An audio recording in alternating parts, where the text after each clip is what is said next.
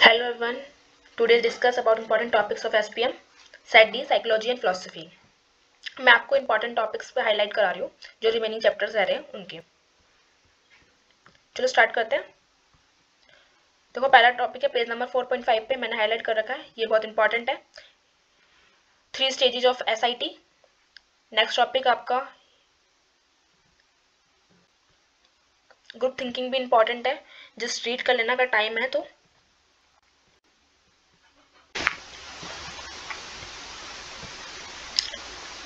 मैंने इसमें हाईलाइट कर दिया कौन कौन से टॉपिक्स इंपॉर्टेंट हैं और कौन से नहीं है. जो इंपॉर्टेंट टॉपिक्स मैंने हाईलाइट करे हैं आप वो उन टॉपिक्स को एक बार बुक में से रीड कर लें. ठीक है. इसमें जो ये बेसिक कंसेप्ट है ये तीनों अच्छे से रीड कर लेना. और ये जो मॉडल है जस्ट हेडिंग रीड कर लेना कि इसके अंदर ये पॉइंट्स आते हैं. डीपली जाने की तो जरूरत नहीं है इन टॉपिक्स से. जो जिसमें डीपली जाने की जरूरत है मैं बता दूंगी आपको. एंड नेक्स्ट ये थोड़ा सा अंडरस्टैंडिंग के साथ आपको पढ़ना पड़ेगा. ग्रुप लाइफ साइकिल ये बहुत इंपॉर्टेंट है और एग्जाम में क्वेश्चन आता है इस पर, तो आप इसको अच्छे से कर लेना.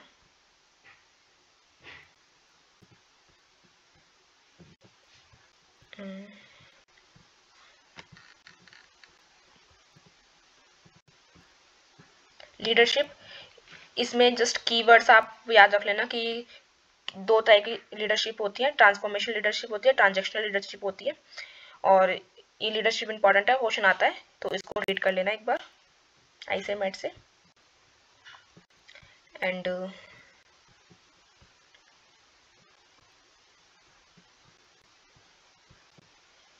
नेक्स्ट टॉपिक ये बहुत इंपॉर्टेंट है. Leadership behaviour in situational leadership. ये अच्छे से डीपली अंडरस्टैंडिंग के साथ आपको पढ़ना है. ये बहुत इंपॉर्टेंट है और एग्जाम में क्वेश्चन आता है इससे भी.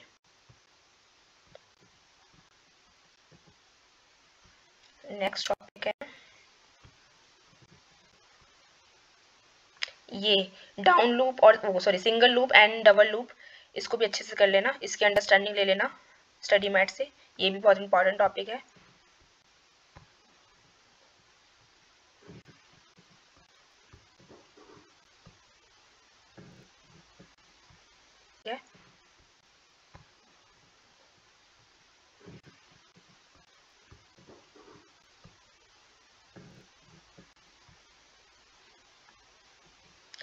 ये फॉर्म्स ऑफ कंफर्मिटी, इसको एक बार रीड कर लेना.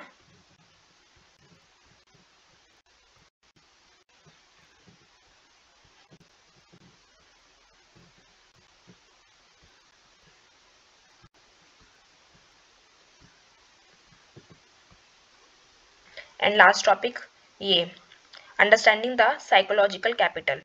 ये भी इंपॉर्टेंट है. इसको अच्छे से रीड कर लेना बुक में से. ये बहुत इंपॉर्टेंट टॉपिक है और एग्जाम में क्वेश्चन आता है इससे. ओके, नेक्स्ट चैप्टर स्टार्ट करते हैं. फिलोसफी का चैप्टर 1.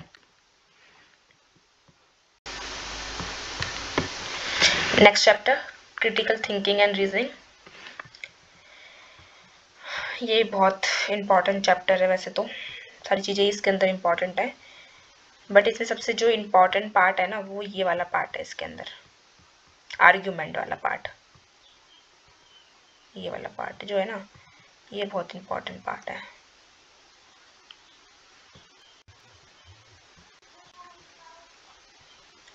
क्रिटिकल थिंकिंग की इम्पोर्टेंस क्या है एक बार जस्ट रीड कर लेना इस टॉपिक को. बाकी सारे क्वेश्चंस आपके इजीली हो जाएंगे. क्रिटिकल थिंकिंग के ऊपर कुछ भी आ गया तो ये बस इसको रीड कर लेना एक बार. ये 4 पॉइंट दे रखे हैं. हमें हर चीज़ में हेल्प करती है. कम्युनिकेशन हो, कोई भी प्रॉब्लम्स सॉल्विंग एटीट्यूड, कुछ भी हो, क्रिटिकल कोई भी ऐसी क्रिटिकल सिचुएशन आ जाए उसमें हमें हेल्प करती है. ये जस्ट मैं कह रही हूँ हेडिंग रीड करनी है. जस्ट इस टॉपिक में से ज़्यादा अंदर जाने की जरूरत ही नहीं है आपको.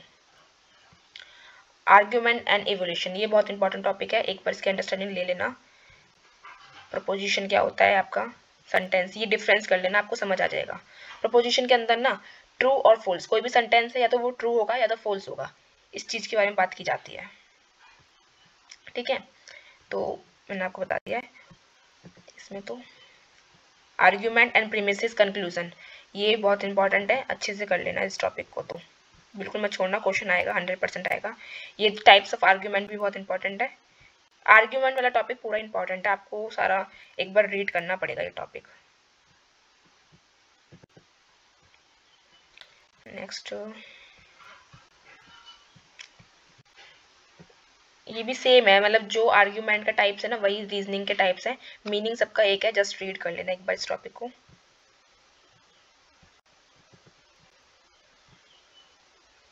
सबसे इंपॉर्टेंट टॉपिक है ये, ठीक है, एथोस पैथोस लोगोस, ये बहुत इंपॉर्टेंट है, इसको अच्छे से रीड करना। एंड इसमें जो बाइस दे रखे हैं, ये बाइसिस भी, टाइप्स ऑफ बाइसिस, ये भी अच्छे से कर लेना, एग्जाम में क्वेश्चन आएगा, 100% आएगा इसमें से, ठीक है। मेरे में इस पे आया था, वैन बैगन इफेक्ट्स, इस पर आया था मेरा जो क्वेश्चन आया था ना, तो इसको भी अच्छे से कर लेना। देखो इसमें जो ये टॉपिक है ना, ये बहुत इंपॉर्टेंट टॉपिक है वैसे तो, बट इसमें ना बहुत ज़्यादा कंटेंट है, और मैंने अभी प्रिपेयर नहीं करे हैं नोट्स जो मैं कीवर्ड्स आपको हाईलाइट करा दूँ इसमें। तो अगर आपके पास टाइम है तो इसको आप प्रॉपर्ली रीड कर रहे हैं अच्छे से, तभी समझ आएगा आपको, अगर नहीं है तो उसको छोड़ दें, ठीक है, क्योंकि ये बहुत इंपॉर्टेंट है, हर इसमें से क्वेश्चन आता ही आता है। बट आप ना जो फर्स्ट वाला टॉपिक है ना, इसको एक बार टाइम मिले तो इसको ज़रूर कर लेना, ठीक है, इस वाले टॉपिक को ज़रूर कर लेना अगर टाइम मिले तो, बाकी चाहे एक बार की छोड़ भी देना, कोई दिक्कत नहीं है, बट इसको कर लेना। इसमें जो इसे ये वर्ड दे रखे हैं ना, उसका जस्ट मीनिंग दे रखा है ना साइड में, इसको चाहे इग्नोर कर देना, इतना आएगा नहीं ये वर्ड इसमें से ये होगा कि कोई एग्जाम्पल दे देंगे, फिर आपसे पूछ लेंगे कि किससे रिलेटेड है, तो थोड़ा सा आपको अंडरस्टैंडिंग लेनी पड़ेगी इस पूरे टॉपिक की। तो इस वजह से 1 या 2 नंबर का क्वेश्चन आएगा, इस वाले क्वेश्चन को जरूर कर लेना, ये जो पार्ट है ना ये इंपॉर्टेंट है, एग्जाम में आ सकता है ये क्वेश्चन, ठीक है। बाकी आप छोड़ देना, कोई दिक्कत नहीं, अगर आपके पास टाइम नहीं है तो। अगर टाइम है तो एक बार पढ़ लेना कि इस टॉपिक के अंदर ये 4 पॉइंट्स आते हैं, इस टॉपिक के अंदर ये 4 पॉइंट आते हैं, इस टॉपिक के अंदर ये 4 पॉइंट आते हैं, हेडिंग हेडिंग याद कर लेना अगर टाइम है तो, ठीक है।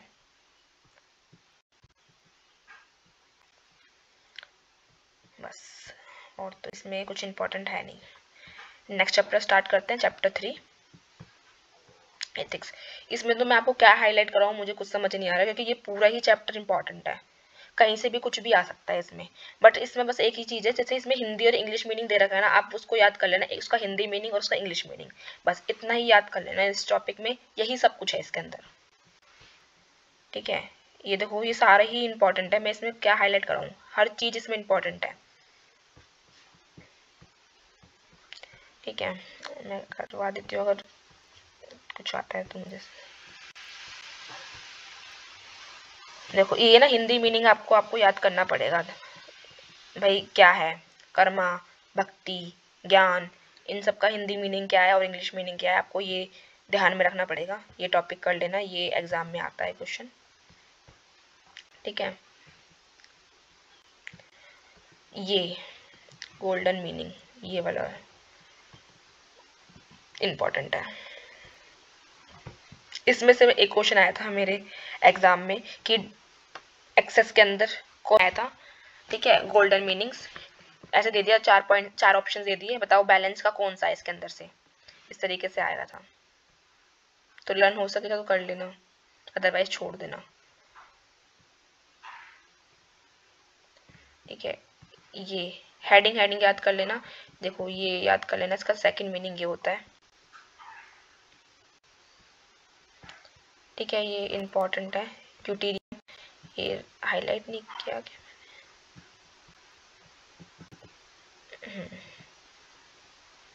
ये टॉपिक बहुत है इम्पॉर्टेंट, इसके अंदर कीवर्ड ये है, याद रखना, ये बहुत इंपॉर्टेंट टॉपिक है, 100% क्वेश्चन आता है इस टॉपिक से, ठीक है। एक्ट एंड रूल्स अच्छे से याद करना, इसको अंडरस्टैंडिंग के साथ पूछ लेते हैं कहाँ पे एक्ट यूज हुआ है, कहाँ पे रूल यूज हुआ है, आएगा क्वेश्चन, आएगा 100% आएगा, इस टॉपिक से लिखवा लो, इसलिए अच्छे से कर लेना इसको,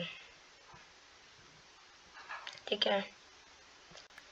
एंड ये टॉपिक भी जस्ट इसकी अंडरस्टैंड ले लेना कि ये होता क्या है, कंसेप्ट ऑफ ड्यूटी है इसका मेन, यही चीज़ है, राइट्स ड्यूटीज, अब ठीक है। एंड ये वर्ड हाईलाइट कर लो, ये आ जाता है कभी कभी, ठीक है, वही है।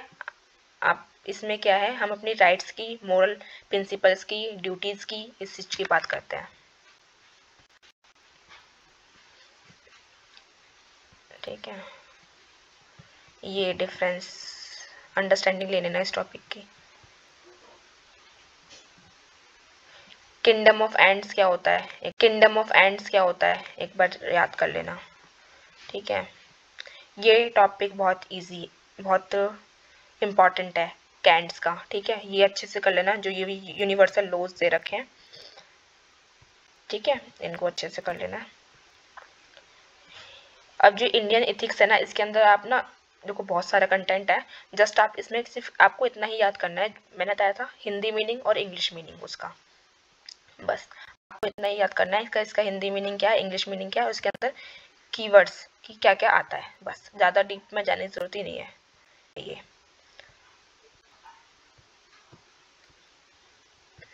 कर्म भक्ति योगा ज़्यादा ये पढ़ने की जरूरत ही नहीं है, जस्ट मैं कह रही हूँ जैसे ज्ञान योग है, मैं एग्जांपल दे रही हूँ, ज्ञान योग है, इसके अंदर क्या आता है, नॉलेज, ठीक है, नॉलेज आती है, विजडम लिख लो, ये आता है, बस इतना याद रखना इनफ है, ज्ञान ज्ञान नॉलेज, बस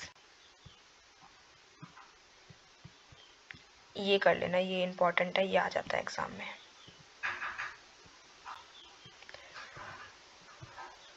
जैसे राजयोग, राजा योग, जैसे एक एग्जांपल और मैं आपको देती हूँ, राजा योगा, इसका मीनिंग जैसे यहाँ पे दे रखा है किंग, ठीक है, इस तरीके से आपको जस्ट अंडरस्टैंडिंग लेनी है कि क्या है ये, Hindi meaning and English meaning,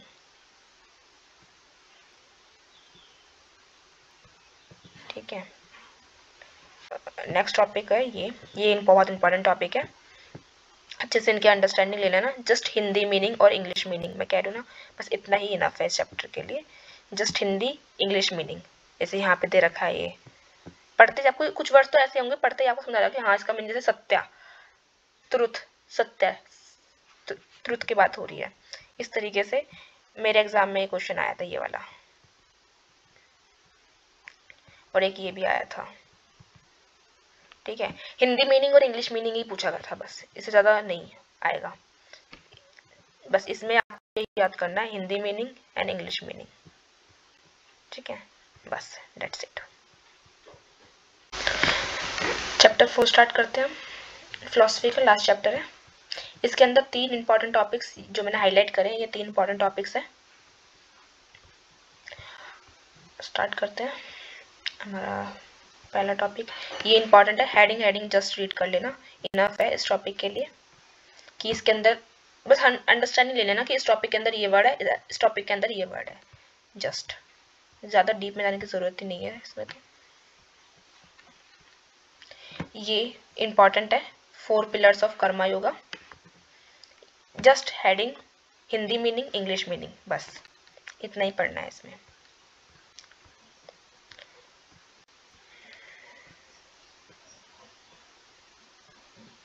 एक बार इसको बिजनेस कंपटीशन एंड वर्क, एक बार इसको डायग्राम्स को ना रीड जरूर कर लेना, ये 2-3 डायग्राम्स आएंगे इसके अंदर, जस्ट रीड कर लेना, एंड ये हेडिंग आप एक बार जरूर रीड कर लेना, ठीक है। एंड ये इंपॉर्टेंट है, ये 3 जोन दे रखे हैं, जोन 1, 2 एंड 3, इसको देख लेना अच्छे से, इस टॉपिक की अंडरस्टैंडिंग लेने ना, जस्ट रीड, बस इस टॉपिक को रीड करना, ज़्यादा दिमाग लगाने की जरूरत ही नहीं है, जस्ट रीड करो, समझ आ रहा है ठीक है, नहीं आ रहा छोड़ दो, क्योंकि सब कुछ कॉमन है, सब कुछ मैं कह रही हूँ एग्जाम क्लियर हो जाएगा, आप एक बार बस रीड कर लेना जो टॉपिक्स मैंने बताए हैं आपको।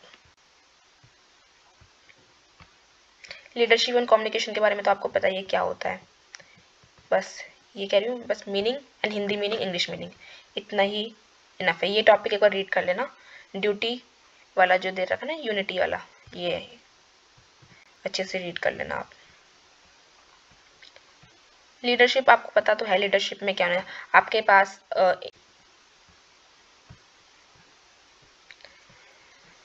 उसके बाद कम्युनिकेशन वगैरह तो आपको देखो ज़्यादा पढ़ने की ज़रूरत नहीं है, इजी है टॉपिक, तो छोड़ भी सकते हो, कोई दिक्कत नहीं है, ठीक है। एक बार ये हिंदी मीनिंग इंग्लिश मीनिंग कर लेना, मैंने जो वर्ड हाईलाइट किए हैं उनको भी एक बार ध्यान से देख लेना, ये कर लेना, ये थोड़ा इम्पॉर्टेंट है टॉपिक, ये अच्छे से कर लेना, ठीक है। जस्ट रीड तो कर लेना इस टॉपिक को एक बार, रीडिंग मार लेना, एक तो क्वेश्चन आ जाते हैं इस टॉपिक से ना, बस इसमें इतना कुछ खास है नहीं, बस इतना ही कर लेना, ओके।